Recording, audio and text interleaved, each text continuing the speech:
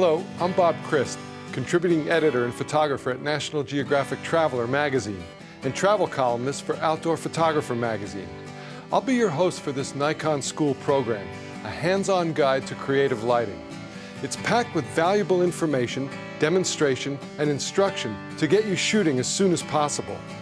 We'll talk about light itself, review some of the basics of lighting for photography, and follow up with an in-depth overview and demonstration of the outstanding Nikon creative lighting system. I'm also excited to have renowned photographer and colleague Joe McNally joining me. Joe and I will venture into the field to capture real-life images in a diverse set of scenarios. So let's get started.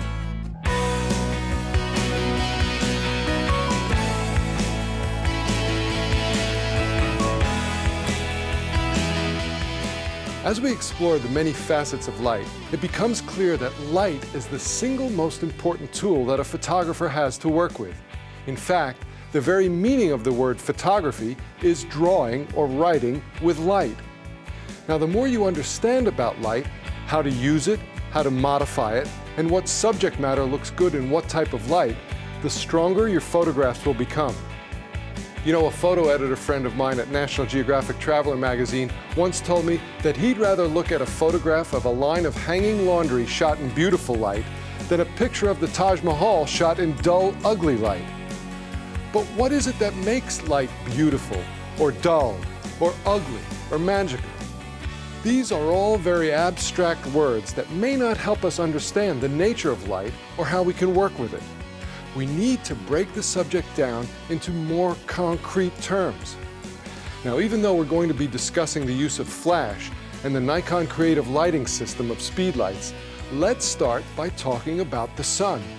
It's our main, well, really, it's our only source of natural light. And even though there's only one sun, at least in this solar system, there are a myriad of variations of the light coming from it. Now, in order to understand how to use your flash to its greatest potential, you've got to first understand the basic variables of available or natural light, because the same principles apply. Now, we can break these variables down into three basic categories. The direction of light: is it coming from the front, the side, behind, below, or above the subject? The color of light: is it warm or cool, orange or blue? And the quality of light: is it hard-edged and specular with sharp, deep shadows, or soft and diffused with open or even non-existent shadows? Learn to match the right variables within these three categories to the appropriate subject matter, and you're taking a giant step forward in your development as a photographer. If photography means drawing with light, then these are your tools. First, let's look at the direction that the light is coming from in relation to the subject. Now, why is this important? Because the world we live in is three-dimensional. The imaging sensor that we record on and the paper that we print on are only two-dimensional. The only way we can capture that feeling of depth on our two-dimensional media is by the interplay of light and shadow. Shadows are as important as light, and where you place them means everything. Hence the importance of the direction of the light. Now, the Italian painters of the Renaissance had a word for this interplay of light and shadow to create the illusion of depth. They called it chiaroscuro. Now, the color of light is also important, and yes, daylight comes in a variety of colors. In the early morning and late afternoon, the longer rays of the red-orange spectrum are more prevalent, and that's when you get that lovely warm light that's so favored by landscape photographers. During twilight, you get a bluish quality of light, as you do in deep shade. At high noon, sunlight is at its most neutral, or white. But why is the color of light important for us to consider as photographers? Because the color of the light directly affects the mood of your photo, and that affects the viewer. Reddish-orange tones can convey a feeling of warmth and well-being. Bluish tones feel cool. Greenish light, the kind put out by fluorescence, makes people look sick. And pure white light, such as that at high noon, can be accurate, but a little clinical. So the color of light affects the way the viewer reacts to your photograph. Finally, let's look at the quality of the light. Specular light, the kind that comes from the sun on a clear, bright, sunny day, is sharp and contrasty with deep, clearly defined shadows. Diffused light is the kind of light that occurs when a large layer of clouds passes between the sun and the subject, or if the subject is in shade. Because the light is broader than the little orb of the sun, it's softer and lower in contrast, with open shadows or none at all. That's because the larger the light source is in relation to the size of the subject, the softer the light will be. In a cloudless sky, the sun is a pinpoint of light. On a cloudy day, your light source is now that giant blanket of clouds, and it's a much softer light with little or no shadow at all. Now, the key to creating a strong photograph is to match the subject matter to the appropriate type of light, and you're on your way. Let's look at a couple of situations and analyze the light quality to help you see how these three elements come together. Landscapes look great with a crisp low side light, the type you encounter in the early morning or the later afternoon. Why? Well, for a number of reasons. First, the direction, where the shadows can aid in creating that sense of depth. The quality is crisp and undiffused, so the contours of the landscape will be sharply etched to further the feeling of depth. And finally, the light color of the longer rays in the spectrum in the early morning and late afternoon are warm and beautiful.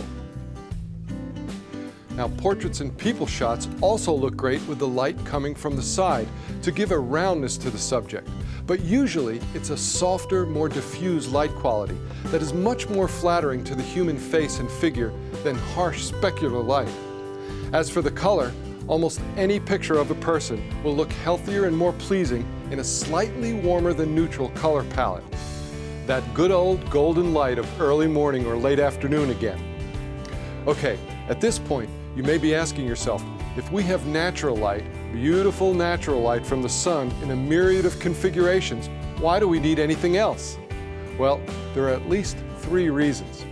First, if there's not enough light, the natural light is too low to use, you need to supplement it.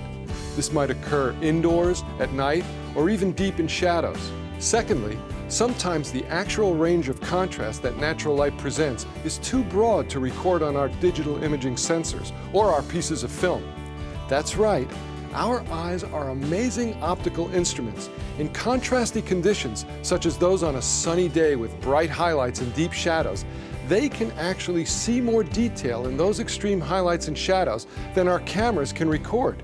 Now, this is true of all current digital camera sensors and film. So, we need to lower that contrast by opening up the shadows to make them more penetrable and recordable by our cameras, either by using a flash to fill in but not eliminate the shadows with light, or some kind of physical reflector to do the same thing. Now, the third and possibly most powerful reason to go beyond working strictly with natural light is that we can actually transform the mood and look of our subject matter by using our speed lights. We can create dramatic photographs where the natural lighting conditions are either dull, dark, or downright ugly by adding the light from one or more speed lights. By mastering even just a few of the features of Nikon speed lights, we can go from merely taking snapshots to creating wonderful photographs. And Nikon speed lights make it easy.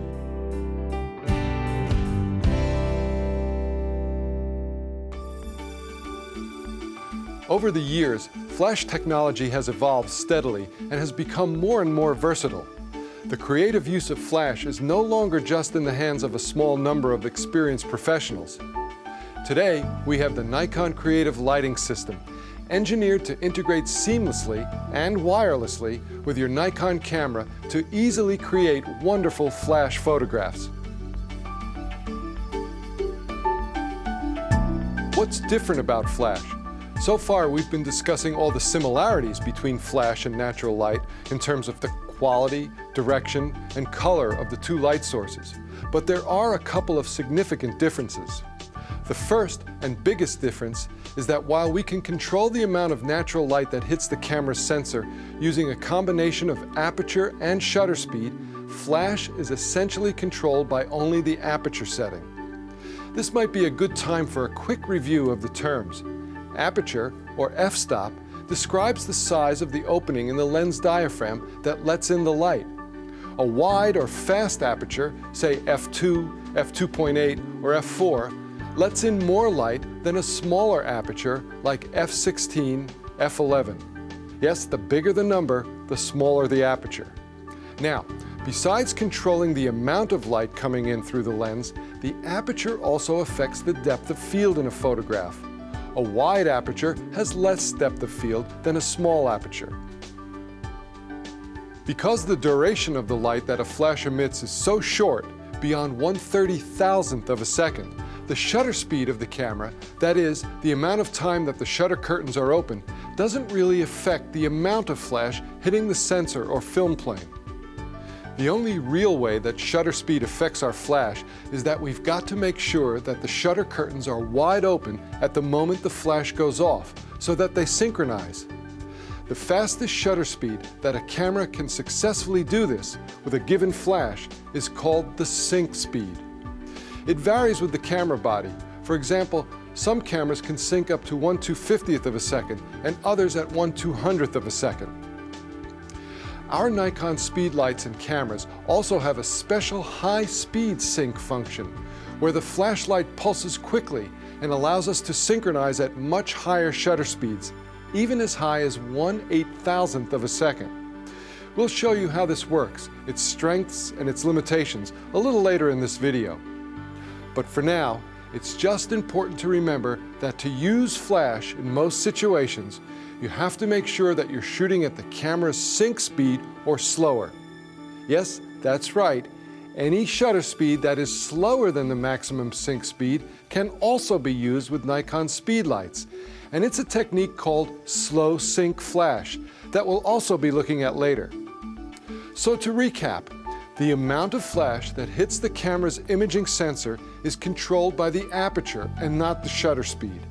Shutter speed is only important in terms of the sync speed and whether or not you want to blend in some of the ambient light using slow sync flash.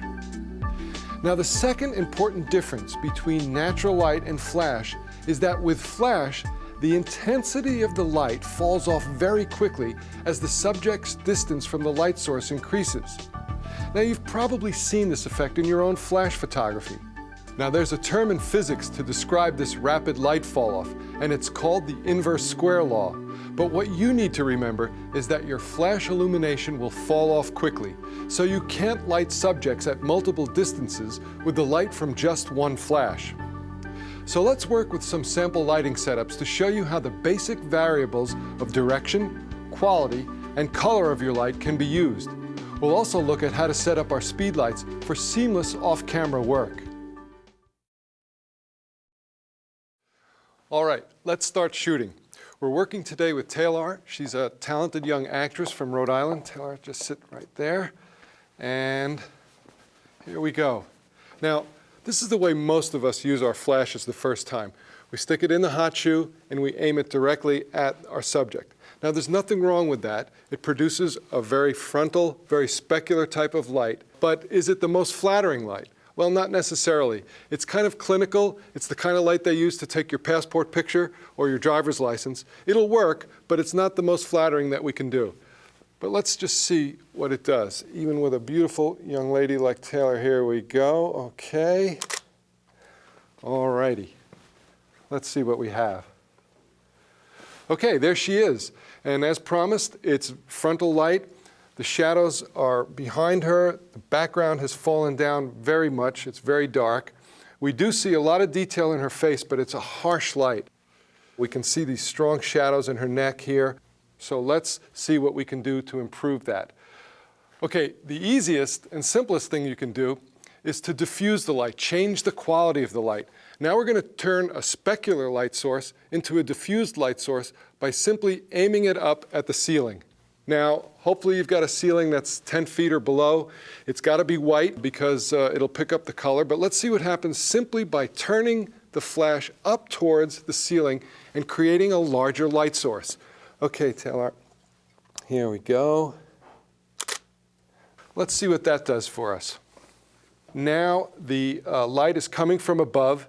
It's a much softer light quality, But now we've run into some other problems. Now the shadows, instead of being behind her, are kind of underneath. And look what it does. It picks up some shadows under the bottom of her eyes here, under her cheeks. The shadows are not where we want them. So what can we do? Well, I'm going to change the direction of the light. And I'm going to do that by using a remote flash. First, I'm going to reduce and turn off the main output of this light and use it only as a controller. Then I'm going to take my remote light and set it up at about a 45-degree angle to tailor. Now, why am I going at a 45-degree angle? Well, it's going to create a wrap. It's going to create a change from the highlight to the shadow. And remember, we do want shadows in photography because it's that interplay of highlight and shadow that gives a sense of depth to our photographs. So we want shadows, but we want to put them exactly where we want them and not where they fall just by chance. And now, the only light that's coming from here is a pulse that controls that. So here we go, Taylor, there we go. That looks great. Okay. Now we're starting to see something going on with the direction of the light. Notice how the highlights wrap around from highlight to shadow. We've got that nice triangle of highlight over here. The direction is getting where we want it to be, but the quality is still pretty specular. It's still a pretty harsh light, especially to photograph young people in. So our next step is going to be to soften that light. So what can we do for that? We might look for another found surface that's larger, in this case, a nice white wall. And I'm going to take that light and I'm going to aim it right here. Now, the direction is going to be from the side again. The quality of the light is going to be diffused because look at the size of this light source compared to the size of the flash reflector. So the light's going to be a lot softer. So let's take a shot and see where we go with this one. Okay, Taylor, here we go. All righty. Okay. Beautiful soft light wrapping around her face like that. We've got nice broad highlights, really nice quality of light. Just wraps around there. We still have the problem of the background. We're going to deal with that. We can't neglect our backgrounds. We're losing some separation here, but the quality of the light on her face is just gorgeous. It's soft, it's glowy. That's what we're aiming for. Now, the problem with using found light sources like walls is, well, you don't often find them where you need them. And also, sometimes you find them and they're the wrong color. Now, let's take a quick look at what happens when you bounce off the wrong color found source. Here's a red wall. What's going to happen here if we bounce off a source that's not a neutral color like white or gray? Well, let's take a look. Okay, Taylor, that's it, just like that.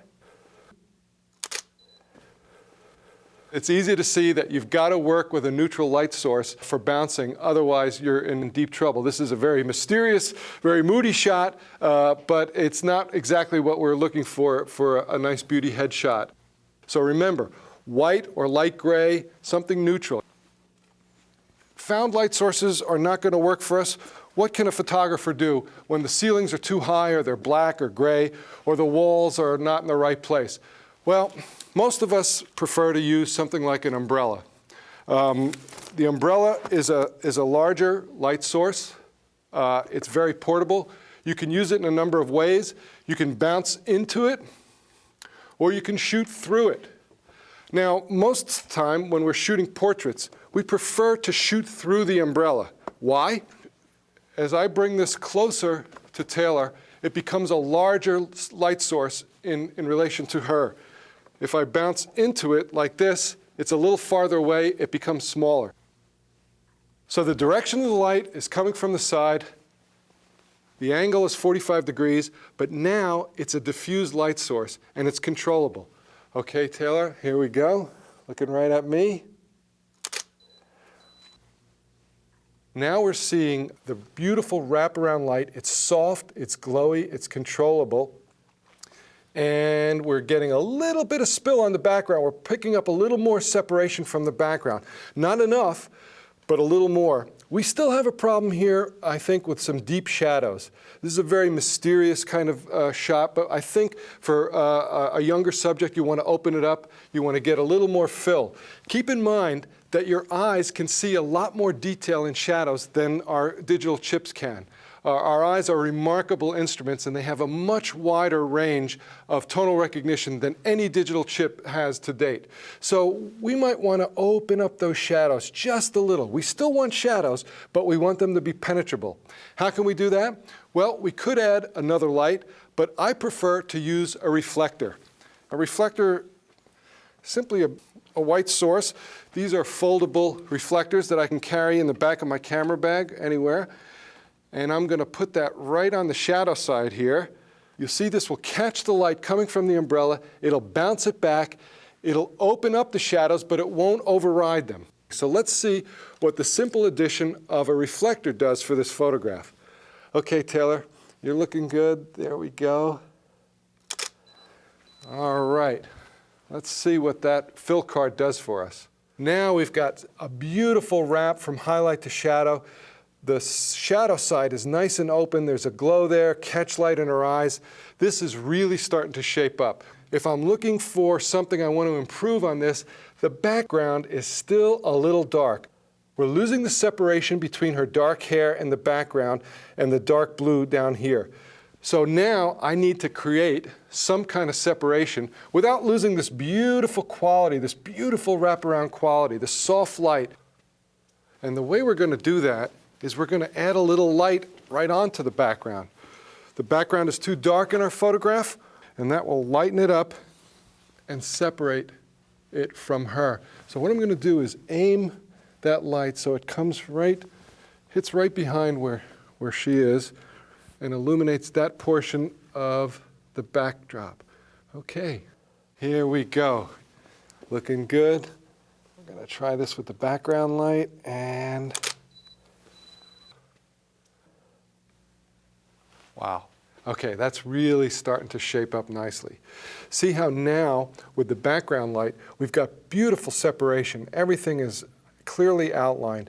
We've got that nice wrap of light, soft light, the main light, the fill card, the background light. It has a real feeling of dimension. She kind of pops out from the frame. It looks terrific. And honestly speaking, you could stop right here and you'd have a beautiful portrait or headshot here. But I'm seeing one little other thing I'd like to mess around with a little. And that is, I'd like to bring out a little detail in her hair there. She's got beautiful hair that you can see when it catches a highlight, it just glows. So I would like to get a little bit more of a kick over here on the shadow side of her hair. Now, funnily enough, the light I'm going to use is another light aimed right at her, and it is sometimes called a kicker or a hair light or a rim light, any one of those three terms. And the rim that it's going to light is her shoulder and her hair here. So I am going to take a third light now and try for further separation. Now the thing to remember